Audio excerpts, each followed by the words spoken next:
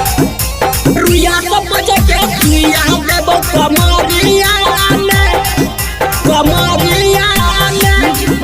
DJ Vikas singing by Neeraj Rajdhani. घूमे हली फाटते चदरिया में छौड़ी घूमे हली फाटते चदरिया में छौड़ी के रुइया सब बजे के रुइया देबो कमरिया में छौड़ी के रुइया सब बजे के सुइया देबो कमरिया में लागल हलो तोरा प्यार के बेमारी गे लागल हलो तोरा प्यार के बेमारी गे छौड़ी के रुइया सब बजे के सुइया देबो कमरिया में छौड़ी के रुइया सब बजे के सुइया देबो कमरिया में।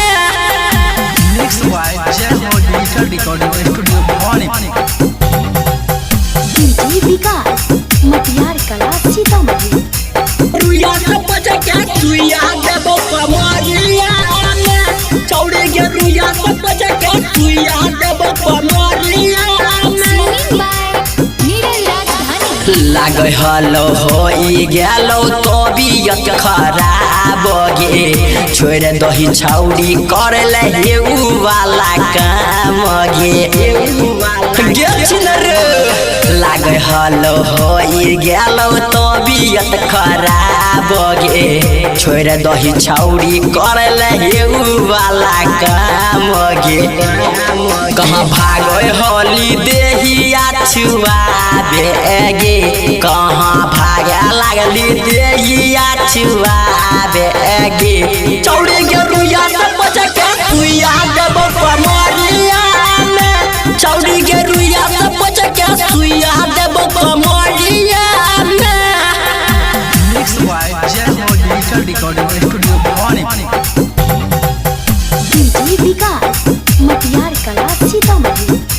रुइया सब बजे के रुइया देबो कमरिया ने छौड़ी के रुइया सब बजे के रुइया देबो कमरिया में। सिंगिंग बाय नीरज राजधानी। अभिषेक नहरे से मनुष्य चाला बोची से टिंगे बाप भाई रहे चलो खाली तोहर वेटिंगे